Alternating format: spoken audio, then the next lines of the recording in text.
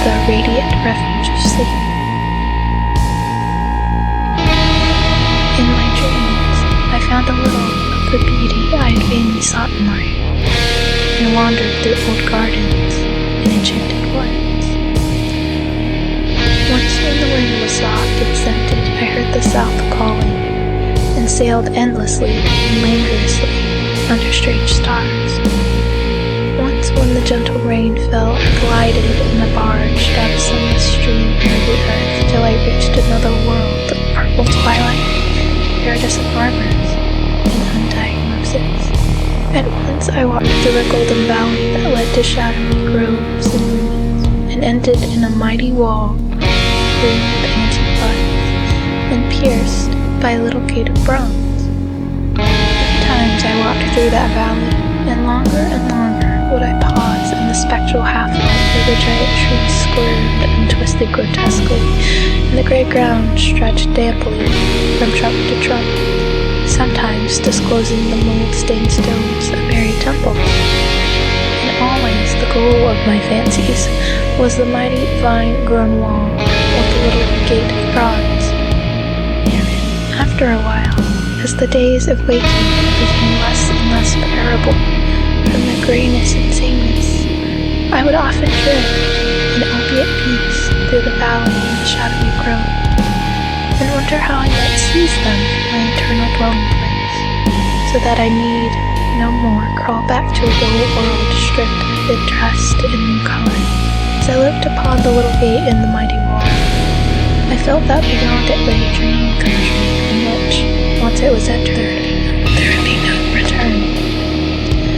So each night in sleep I strove to find the hidden latch of the gate in the ivied antique wall, though it was exceedingly well hidden, and I would tell myself that the realm beyond the wall was not more lasting merely, but more lovely, there would be radiant as well. And one night in the dream city of Zakarian, I found a yellow papyrus filled with the thoughts of dream sages who dwelt of old in that city, and who were too wise ever to be born in the waking world. Therein were written many things concerning the world of dream, and among them was lore of a golden valley, and a sacred grove with temples, and a high wall pierced by a little bronze gate. When I saw this lore, I knew that it touched on the scenes I had haunted, and I therefore read along in the yellow papyrus. Some of the dream sages wrote gorgeously of the wonders beyond the irrepassable gate, but others told of horror and disappointment therein. I knew not which to believe, yet longed more and more to cross forever into the unknown land. For doubt and secrecy are the lure of lures, and no new horror can be more terrible than the daily torture of the commonplace. So when I learned of the drug which would unlock the gate and drive me through, I resolved to take it, when I next awake there would be no return.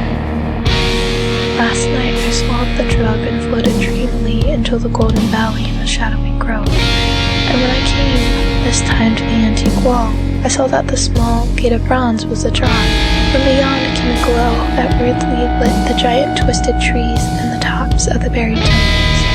and I drifted on songfully, expectant of the glories of the land from whence I should never return. But as the gate swung wider and the sorcery of the drug and the dream pushed me through, I knew that all sights and glories were at an end, for in that new realm was neither land nor sea, but only the white void of unpeopled and illimitable space. So, happier than I had ever dared hope to be, I dissolved again into that native infinity of crystal oblivion from which the demon life had called me for one brief